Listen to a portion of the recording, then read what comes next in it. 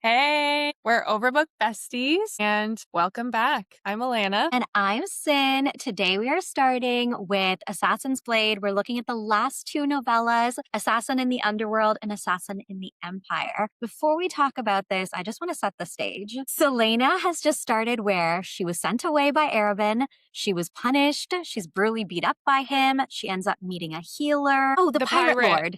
Yeah, which is why she was punished. And she was exiled over to the Mute Master. And we kind of forgot last pod, but the Mute Master also gives her the money so that she can be liberated from Arab and Hamal. And now she enters the Assassin's Keep after 3 months. So take it away, Alana. I just gotta say, for everyone who said she was a whiny brat teenager, she is sitting on 3 chests of gold and does not immediately jump on it to bring to Arabin. Like, that is some high-level restraint. She also doesn't go on a shopping spree with that money. She is keeping it in her secret apartment. Yes, class act all the way, honestly. I had like a heavy heart reading these last two novellas. They really come across as like there's so much depth to it. And going in to meet Arabon Hamal, like, okay, we've only had the king as our, enemy or antagonist so far, but Arabon Hamal, he is a real antagonist. He's abusive, he's conniving. How did you feel about him giving gifts to Selena as soon as she gets back? Yeah, I did not love that. And I really liked, though, how Sam was called her on it and basically is like, you're just gonna forgive him like that. Right. Also, the duality of it, like she gave away one of his gifts when she was away to Irene, the healer. She gave away that brooch. And then Yeah. here she is coming back receiving a new brooch, an emerald one this time, right? Also, as we're learning about this, Sam says, like, my condition for forgiving him is that he could never lay a hand on you, which makes me wonder, is he even really sorry? Like, is this all an act or does he have some kind of remorse? Yeah, I think his remorse was allowing her the freedom. I don't think the remorse was what he did in punishment. Well, full circle moment because he offers her this one gift of saying, hey, you can kind of liberate slaves another way. I saw the error of my ways, so I'm going to give you this contract that's going to pay really well. It's definitely what you want. And you get to keep all the money. It's all for you, only to find out it's a sham. These 2 parts were filled with making it clear Selena's blind spot for Arabin. Like, time and time again, you see her being frustrated or angry at him, but then giving him the benefit of the doubt, or kind of allowing herself to get tricked by him, where other people she would be so much more inquisitive about. Also, just like knowing that she can't really put her finger on what her relationship is with him. Is it father? Is it brother? Is it lover? The lines are all blurred for her, but she just knows like this is potentially supposed to feel like a safe space and they've been in it together. There's actually no safety. She has no safety here. Yeah, I really enjoyed learning of the new character, Lysandra.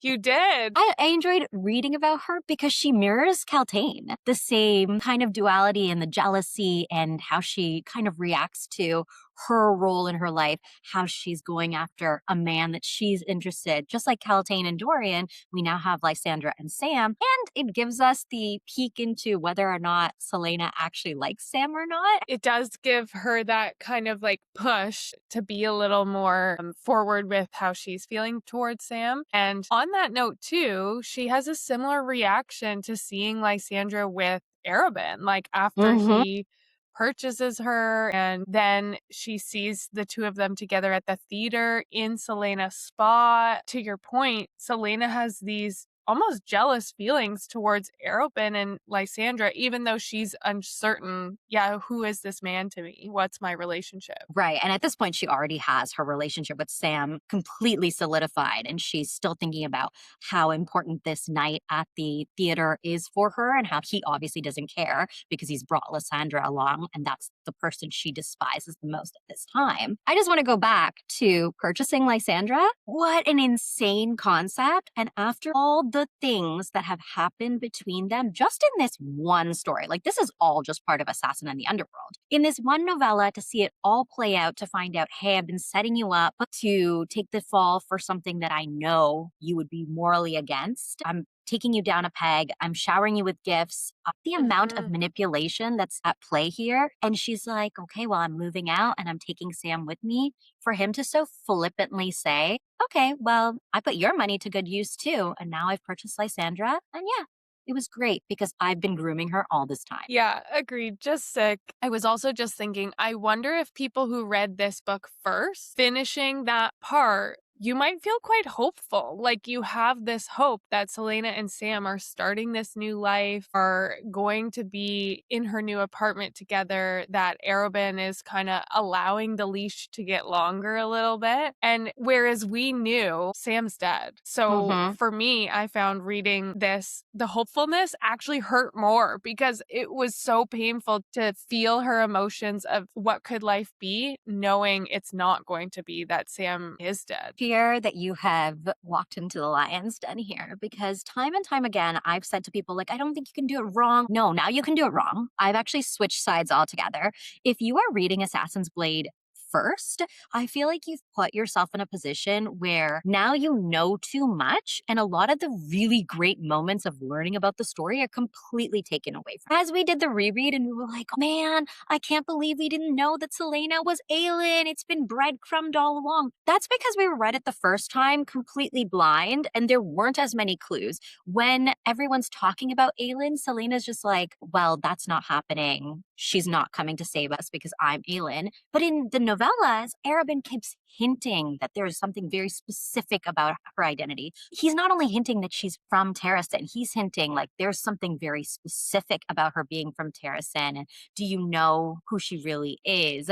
And as she's, almost drowning in the sewers, she says, bury me in Terrasen. Like these points are so much more important. And then you get to the first two books, you're going to start hearing Aylin's name and put two and two together. So that aha moment is not going to hit as well. It's not going to be more exciting. It's not going to bridge you as well into the next book. I really stand on this. You should be reading Assassin's Blade third. That's it. Can confirm after the reread, there are no questions. No questions. I actually want to take back everything else I've said. What do you think of us waiting for the Sam and Selena romance? We know it was going to happen. We come into Assassin in the Underworld and we're still playing coy. She kind of reverts back to how she was before. She gets jealous about Lysandra. And then he's kind of putting the ball in her court, just giving her like little tidbits of information. How did you feel regressing? Think that is what struck me as a reminder of their ages, specifically Hmm. hers. Like, right, she's 17 at this point. That makes sense. Like, think of yourself as a teenager in high school and you have someone that you have this animosity towards, and then your icy exterior slowly cracks. You start to see, like, oh, actually, I'm attracted to them. Actually, they have a kind heart, a true soul. Like, I want to be around them more. And then you get kind of shy, like, are they gonna break my heart and if I open up too much? So I think in the context of their ages and in the context of her uncertainty with relationships in general, like her only consistent relationship up until this point is Arabin. And Hmm. she doesn't know who is this man to me. So I think it makes Right. sense for her to regress. Was I screaming at the book saying, just talk to him? Absolutely. Yeah, and then we get the kiss. How did you feel that payoff was for you? Sweet. I think all of their romantic interactions were so wholesome. Like it added to the plot. It wasn't just thrown in like, oh, they're attracted to each other. I think it's really important for everyone to know romantasy is not my favorite genre. I often really dislike romance in a story. Yet, somehow in this particular series, I'm so into it. With Sam, I just feel like the longing, the safety, the like safe harbor that he provides her, it's so important. It really builds on why now in the books we've already finished, why she has so many trust issues, why she can't let people in. And knowing that she's Aelin and that she really needs allies and she really needs to have all these relationships, but she's struggling, it kind of gives you a light into understanding why when Nehemia was asking her to do all these things, she kept rejecting it or didn't want to step up to the plate. She's just lost everybody. And even now she's talking about Ansel and how awful that was for her. Yes. Yeah. I really thought that was well done, the connections to her experience with Ansel throughout both of these stories. Like whether it was learning from her or it was being backstabbed by her. Right. So Selena's vanity is actually kind of a trauma response. You think about the way that she's gained all these addictions to, I say addictions, but really she's just like obsessive about her clothing, her jewelry, the way she looks. But then you look at the way that Arabin has been treating her. And it's through presents. It's through things that are of value. So that's how she's been receiving affection this whole time. And that's how she's seen herself of value. So it's kind of interesting as we're talking about all the things she has and she owns and how excited she was to get it back. It's really kind of full circle on the trauma that's been instilled in her. Absolutely. And even with the notoriety around who Selena Sardathian is, Right. that's another way in which Arobin has kind of pumped her up or separated himself from needing to apologize or express love. It's like, don't worry, I'll spread the word to everyone that they know you are this powerful assassin. You don't need to leave a calling card. I'll do it for you. Which completely bites her in the ass by the end of this story. Like, are we for real right now? So by the time you get to the end of this and you're on trial, there's no denying it. We've all let it go. When he cuts her off financially, okay, this kind of bleeding into the next story when we get into Assassins of the Empire, but she pays off her debt. She now sells her Asterian horse to pay off Sam's debt. And now she wants to leave the guild. And he says, here's the number. It's basically everything you have left in the bank, which he obviously has to know.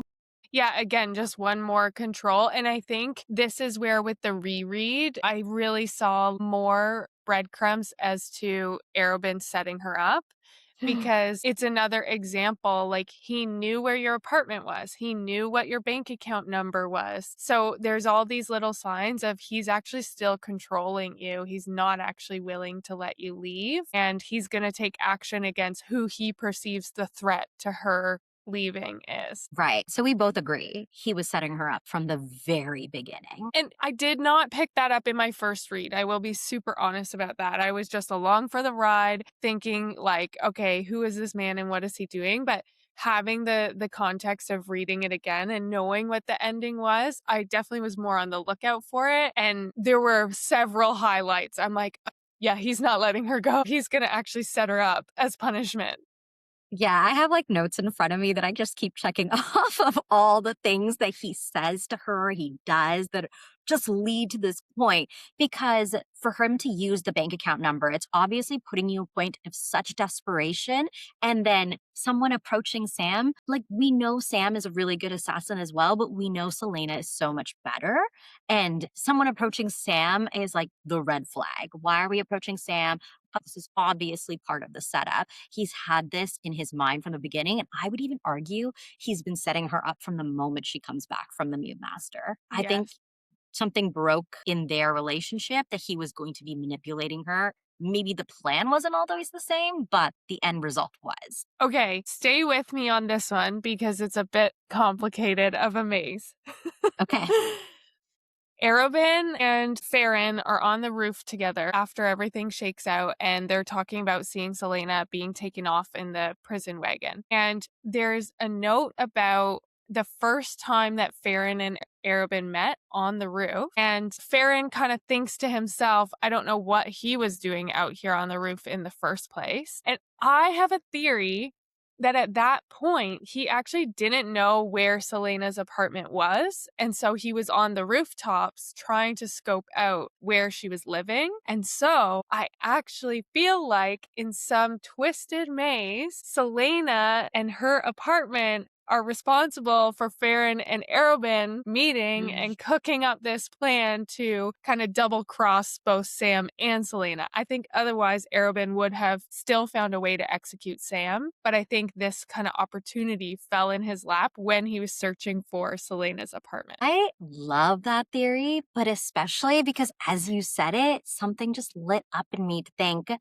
okay, but maybe Arabin knew about her apartment before she told him about it because in the novellas, she does go to her apartment and peer out of it prior to telling him. So maybe he knows before he tells her, and that's why he's so vindictive about the whole plan. Your point is very solid. I love that theory. I also think really interesting the way that it all plays out. If you remember in the first two books, when she talks about Farron being killed, she says, "Oh, who killed them?" And I believe Kale's the one who tells her and says, "Oh, his Arabin's second in command, Wesley." And at the time, her thought is, I don't even want to think about why Wesley would do that. Up until now, you don't know. Like, we are finding out now as readers that it was in fact Arabin, but I think for her at that moment, she wanted to push that to the side because we have to wonder, in a world where Arabin is still alive and she's now in the city limits, why would she not go after him? And it's because she's still pushing this thought to the side because she doesn't want to connect everything. But now that we're in the story, we've read it with her, she is making the connection and she's going to have something to say about it.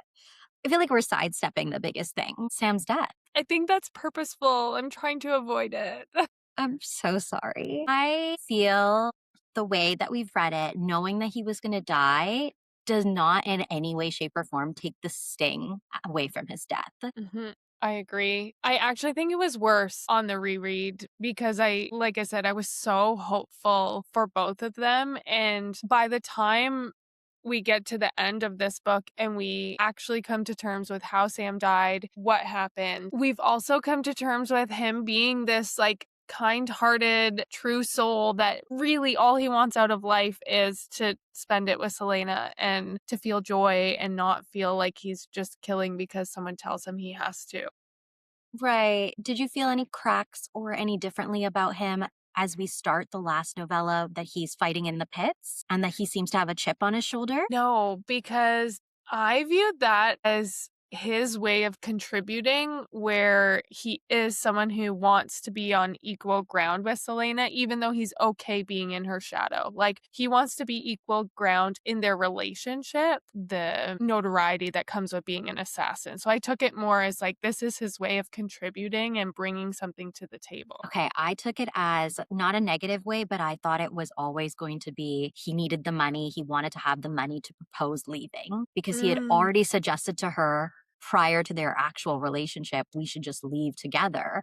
And now, again, he just wants to be away from Arabin. And as he says so, when Arabin just shows up at her apartment and she doesn't tell him, he's like, this relationship is toxic. We need to get you away from him. When he's talking to Selena and is like, yeah, Arabin stopped me. And essentially, Arabin tried to pit us against each other. And he totally just sidesteps it and goes, I wasn't falling for that. That just told me, yeah, how toxic that relationship is, not how much I need to come down on you. So, Yeah.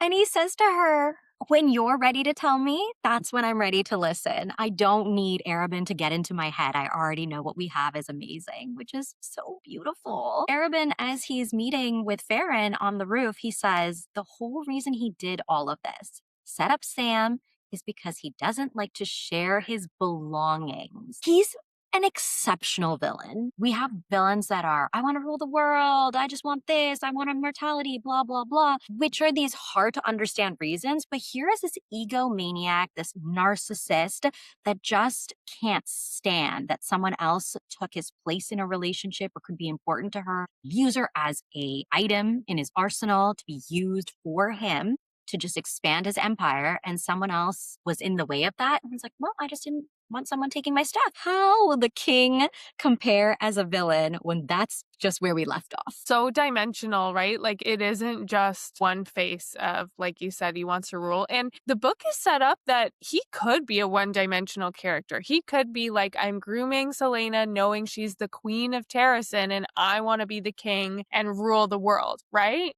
So Yes. it was set up that he could have just easily been like that, but no. We have this multi-dimensional character who is not power hungry in the clear way, and you get to see all of his scheming. So good. You know, you put it in a really great way. He could have been, sprinkling honey on the situation and set her up differently so that she could take her rightful place as queen. And he could have agency in that. He would have a powerful place, but he already had his own kingdom and just used her as a pawn in his own kingdom. which is crazy. Wild. How did you feel about the last scenes where we see Selena in the dungeons, in the prison caravan, and she's just completely despondent? Like, this is not the assassin we knew. How did you feel? I don't want to cry on the pod, but when she says, I am Selena Sardathian and I will not be afraid, if you read this book first and now you go to the other books and realize she has adopted this from Sam, it's just not the same. But Mm. just hearing that that's where she got it from and how she's carrying that piece of him every day. He's never going away. This is a person that was meaningful to her. And it, again, stems from all the trauma she has about all the future relationships and learning it in that moment. And then hearing her say it in the caravan and struggle to say it to get the voice out. Yeah, I cried a lot in the last few hours. Yes, same. And also then just reflecting back on the first two books. And what stands out to me is like when she's playing the pianoforte and it's the sheet music that Sam got for her when she's speaking about him to Dorian by the fire or Kale. But those small moments now feel like so much warmer of the heart because you know that that is her actively keeping him alive in her heart. Yeah. Also, just to shout out the sheet music, after having Arabin come in and give her the most decadent of gifts, literally just like laying the world of things that she thinks she loves most at her feet, to have Sam come back with this sheet music and have spent all this time trying to barter and get it for her because he saw her cry at the performance. Are we going to cry in the pod? We can't. I can't. The goosebumps are coming. You need to stop.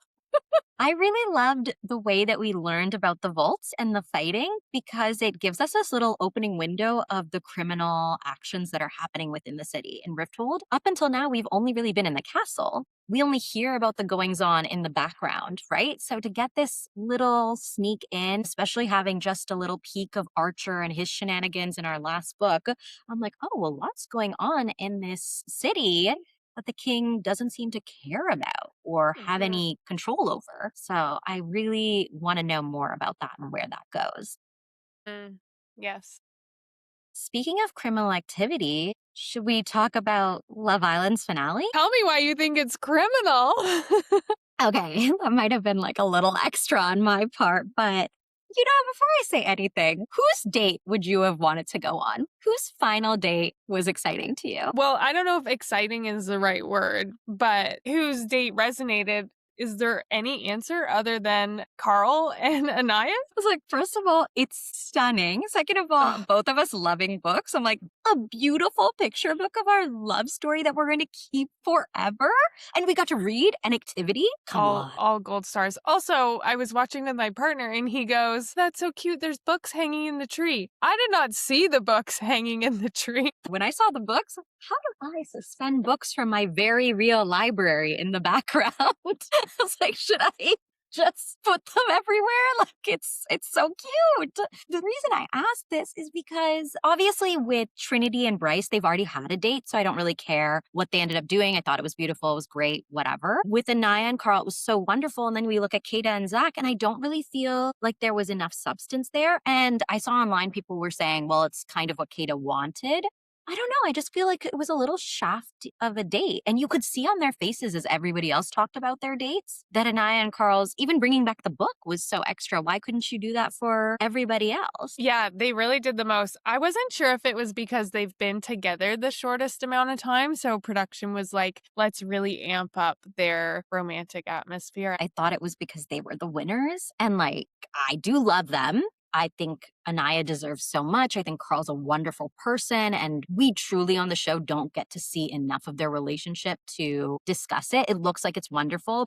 But Mhm. Trinity and Bryce, I love, and I really wanted them to win. People were Googling like who won. And you know how Google has that AI ahead of it? Every time people Googled, it kept saying Carla and Anaya. So I was freaking out all day. I was like, what do you mean? What do you mean? I What? voted for Bryce and Trinity. Like, Trinity, let's go. So I Googled it too. And it literally comes up, why are you telling me that they won, knowing that the episode hasn't aired? And it's, well, the MSN article says they won. I'm like, well, why did the MSN article say they won? So when Trinity won, I was like, phew, my vote Same. mattered. Yeah, my vote mattered. Your vote always matters, Sin. Yep, sure does. What else jumped out at you from the actual final episode? Not much in general, but I will say I was very surprised that Sincere and Mel are even in the final episode. I really feel the fandom loves Melanie, as they should, especially after hating on her so hard in the first half. While you and I had her back, we knew she was great. But I feel like because they love her so much, they just want to propel her to the end. That being said, it really says a lot about the community that they were so willing to forgive Sincere for all his actions, but not Kenzie. I think it was a little sexist. We're just going to push through this girl that we really like. Because Yeah. Casey and Titi had a genuine connection. Every time you saw them together, they were goofing around. They deserved to be in the final if you just looked at connections alone, not on Casey's actions. But really, I just feel like TT didn't have the same fandom as Melanie, and that's why she got to the end. That being said, in the placement order, they were in the right place, right? They were fourth, so that worked out great. Did you know since leaving the villa, Melanie does not follow Sincere? Oh, Yeah, but she follows everyone else. Yeah. weird. So I don't know what's going on there, but the reunion is probably going to be really juicy. When does the reunion come out? Sometime next month. Don't hold your breath. A lot's going to happen between now and then. I'm sure of it. I'm so used to being behind that I'm like, well, it must be coming out soon. Not today. You're fully caught up, and we love that for you. Also, Sincere's family did a live stream during the finale. Did you hear about this at all? No, now I gotta Let me- know. Like his brother and his dad? His mom went on TikTok. Multiple people screen recorded it, and here are some things that they were saying. So, a male family member compared Anaya and Carl's relationship to Shrek and Fiona. They said something like, it reminds me of Shrek because you know how Fiona was in the movie. She was mad, clingy, mad, needy, needed all that, and Shrek was Shrek, Carl was Carl. Allegedly. Someone off camera allegedly said, Anaya in second place is disgusting. Someone also, supposedly an uncle said, tell my nephew congratulations, you should have tapped it, referring to Melanie in the hideaway. Allegedly. Can I just put an allegedly on all the future comments? Thank you. Someone apparently said Trinity was hella ghetto and called Bryce and Trinity's connection fake love. Man, if I was in that room, come at me. When Bryce and Trinity won, Sincere's mom allegedly said, we definitely went silent. After the backlash for all of this, a cousin went back onto TikTok clarification and said, I'm the one who said the Shrek comment, and I didn't even say she looks like Shrek. I said, is this something from Shrek? Because they gave her a fairy tale book of her story with Carl, but he doubled down on his position. And Sincere's mom allegedly responded to a comment saying Sincere came third only because people love Melanie. I figured Mel won third place for a lot of people, but for me, they took third. So I guess she also realizes Melanie's carrying weight of that couple, but thinks that they should both get it. I don't know. So neither Sincere nor other family members have addressed the full backlash, which will be interesting at the reunion. Andy Cohen,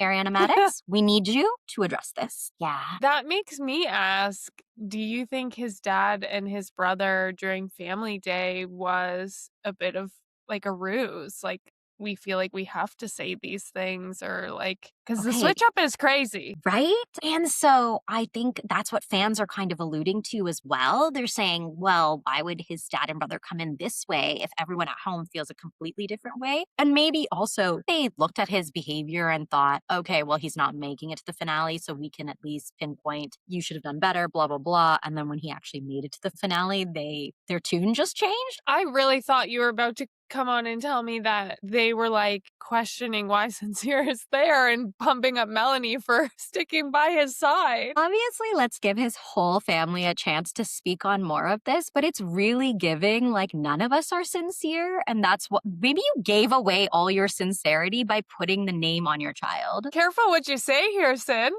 Allegedly. You got the same name, girl. Some fan reactions was actual weirdos, WTF. Anaya has been nothing nice to their son. Yeah. True, Anaya's had your back the whole way. Why would you be mean to her in any capacity? Sincere's disgusting character is deep root. It's from his family. So fans are not happy, and I wonder if this is why Melanie doesn't follow Sincere. It's too bad because you just see this recipe for polarization. I had a lot of respect for the way that his dad spoke to Sincere and the way that his dad spoke to Melanie and Melanie's family. And then hearing that what you just shared around what the family was talking about live streaming, I noticed in me like this urge to like get activated and refute what they're saying. And so then it just makes me sad because of course then like you said, the fandom is going online and being like, well, you guys are terrible people. And now we're just gonna end up in this back and forth. And I'm like, why?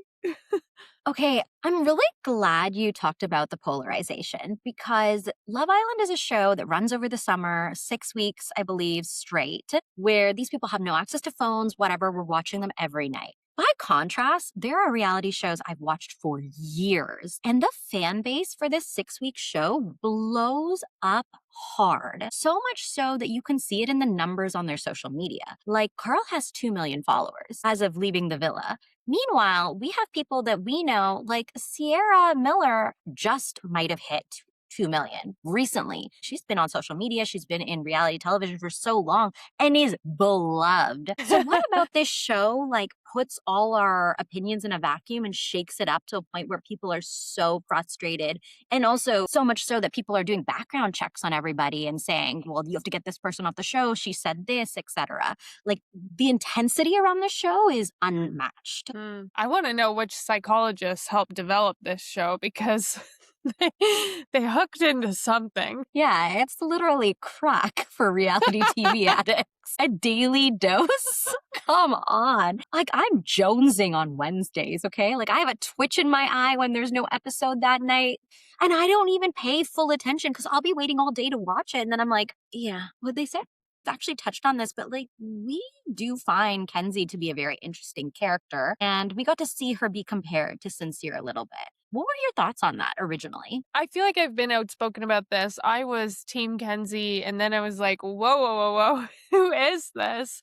Yeah. And so I get the comparisons. I agree a little bit, but then also how she went about the family interactions, how she spoke to Dylan's mom, and really how she just like settled down into Dylan, apologized, tried to see like, what do you need to be able to have me clear things up for you, that I'm all focused on you. I did really respect that. I'm still a bit hesitant because I'm like, okay, that's how I felt initially. And is this just her quickly trying to change, knowing the end is near and wanting to win the money or save face? I don't know. I think time will tell, but what did you think?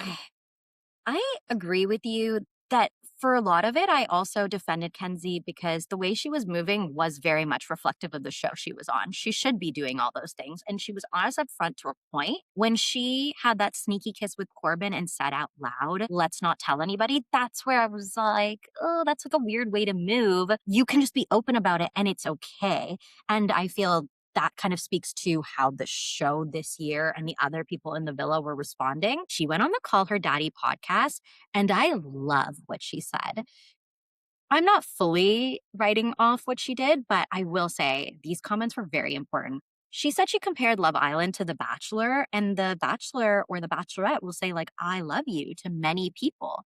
They're dating many people. And she also pointed out when she made this comment about kissing being like a handshake, she didn't mean in the real world. She meant on the show. She said, we kiss everybody. So kissing here is like a handshake. And that's why I didn't treat it as serious when I kissed Corbin because we're kissing everybody. She also says she has only seen one season of the show and it was a Love Island UK and that's it. She's not seen any of the American ones. So the Call Her Daddy host actually pointed out that the Love Island UK, everyone's moving very freely. There's no issues. So it's kind of just more reflective of the cast that she was on. And that's why she got scorned. But even so, the point I really appreciated that she said was all the girls were still Team Sincere. After he did Melanie dirty several times, they were still Team Sincere. But then with Kenzie, they shaded her a bit for her actions. Why shade her? I totally agree. And I think both deserve to be shaded. Like, you need a friend in your corner who's like, hey, the way you're moving is not okay. So I really respected the girls for saying what they did to Kenzie. And even Anaya's mom saying to Anaya, that's your friend. You need to speak the truth to her. But I Right. can see you holding back because you're also friends with Sincere. Mhm. And I agree with her mom 100%. And then I think that just speaks to how the women all were friends with Sincere or viewed Sincere. Like, they didn't call him on his bullshit. And I think they Yeah. should have. And Kenzie also pointed out that there's conversations that weren't aired that would be really important to contextualize some of her actions. But I also called her out on the fact that she kind of was just inauthentic with Melanie and Melanie having a conversation with Corbin, even though she was talking to multiple people. So Kenzie sheds light on that. She says, hey, she was upset because she had already talked to Melanie the day before. Melanie said, I'm not interested in Corbin, even though he's my type to a T. He's all yours. I'm good with Sincere. But then something had happened with Sincere. And then the next day, Melanie pulled Kenzie. And Kenzie was confused because we just had a conversation. So, what we're seeing in her face and what we're thinking about are not just, why are you talking to my man? It's, why are you talking to my man after we had the conversation? So, editing is so important on the show. And I feel like every reunion, every time we come back to the show, someone says, hey, you missed a conversation. And the reunion sometimes shows them. And that's And true of all reality TV, right? And of I think course, that is the grain of salt that everyone needs to remember, like fans included. mhm. We are only getting drip fed what the editors show us. We are not seeing the live footage. So it definitely makes it hard. Yeah, you really do have to look at it with like an open mind. You have to be very contextualizing of what's happening in front of you, which again, I will say, Kenzie says, she's making the comment and is saying this is why she's not upset, but then she moves in a way that she kisses Corbin. And that's problematic to me. But she says of the show, hey, I'm aware that we have 24 hours of footage, so not everything's going to make it. She was very gracious about that. So I really do appreciate her saying that. And she really, really, really, really consistently says Melanie is a great person. She loves her friendship with her. She knows that nothing Melanie did was out of spite or malicious or anything. She just knows that she was doing what she needed to do. She was asked, do you think Melanie and Sincere should be together? And I was really surprised to learn this, but she says Sincere's a really good guy and Melanie's a really great girl, but he just might not be good enough for her. Do you believe Sincere's a good guy? He wants to be a good guy. Huh, that's nice. I don't know. I don't know how someone can say to you, oh, I forgot I said that. And it was 5 seconds ago. That's weird to me. And he's like in his 20s. I forget that I left the oven on, sure, but I'm 37 years old. That's a different story. You're in your 20s. You can't remember the conversation you just had. What I would give for your memory. Yeah, I mean, that's a cop out. I think everyone knew that. There was also a point, I feel like this is all about Kenzie now, but really loved what she said. Dylan in movie night talks about things that he had seen before he comes on the show. And Kenzie's asked, well, what did you think about him using all the things he saw? And she's so lovely the way she talks about this. She says, for her to watch it on movie night was jarring for her. So knowing Dylan came in with that information, she understood his perspective. So she feels like he had every right to say what he said, but she was sad to have it used against her. Wow.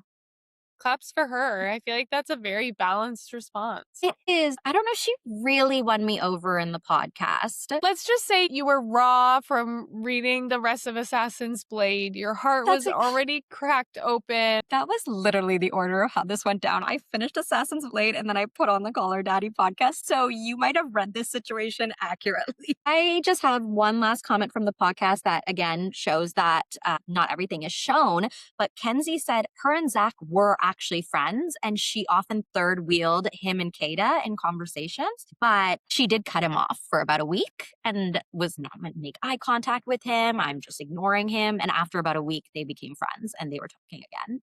And she loves him. She says nothing but nice things about him. That's all I have for Love Island. Are you sad it's over? Mixed emotions. I think, yeah, I'm sad it's over. Would I have wanted this crew to continue? No. Like, I was ready for it to be over. But I think to your point, like, you get used to always having something to look forward to or watch or think about. So, Yeah, I did see that Bryce and Trinity were on a morning television show, and Trinity is staying with Bryce right now. And they said that they're experiencing some separation anxiety when one of them like leaves the house or whatnot. I was like, oh, it's so oh, cute. If they're not together at the reunion, I will riot. I feel like the world is already falling apart enough. We need them to stay consistent, please. We need to believe in them. Also happy that Love Island has done away with the are we splitting the money? It's just Yeah. yours. You guys have Yeah. it. Thank goodness. It's not really enough money to split in today's economy. Like, let's be real. We need to up the price. Yeah. They're losing half of that in taxes.